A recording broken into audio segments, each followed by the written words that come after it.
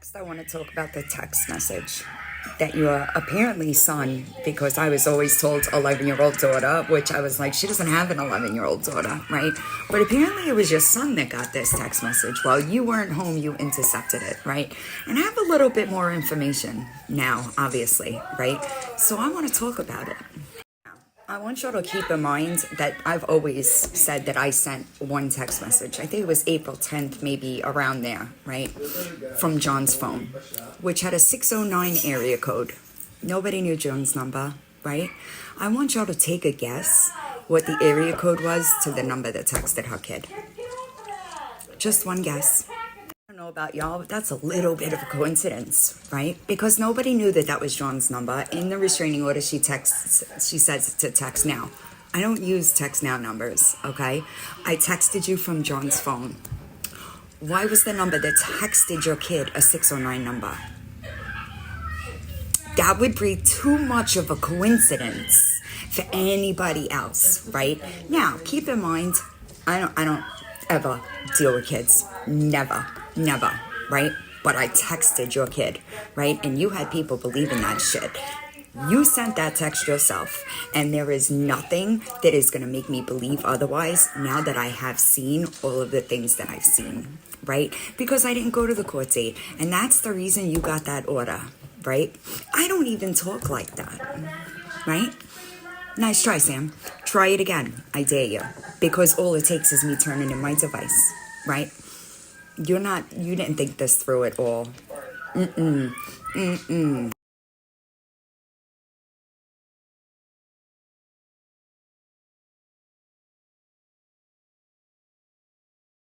Finishing Margaret's video, I hear her bring up and refer to a text now number, and that Sage says Margaret uses them.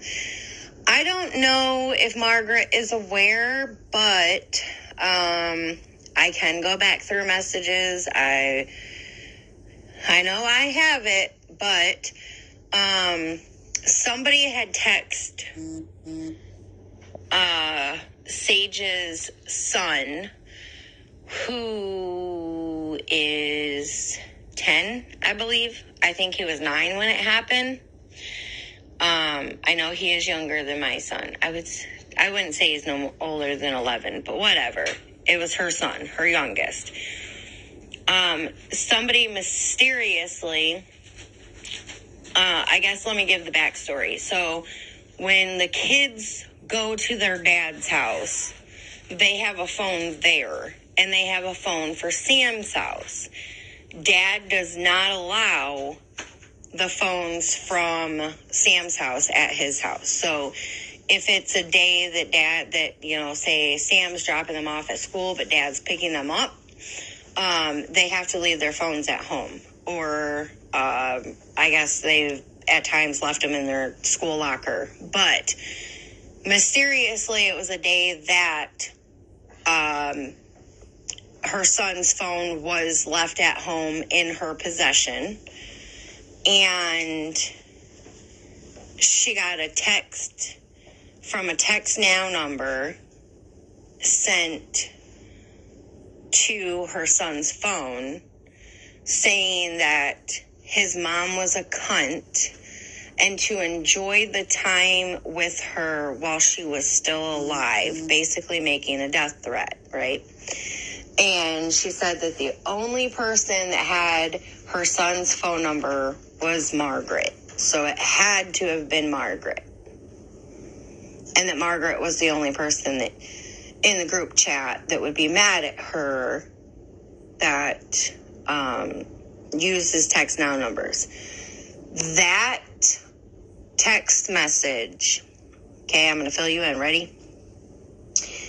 That text message that was sent to her son's phone is the solid, we'll say, evidence that she used in order to obtain the protection order on Margaret. That's how it was granted, was that. So let's be 1000% clear here. Number one, I don't use text now numbers. And number two, why would I have your kids' phone numbers? That's a flat out fucking lie, dude. And let's make this 1000% clear. The reason why that order was granted was because of a hurricane, okay? Because had I been there, it would have never happened. And you know that because you know I didn't send that text message.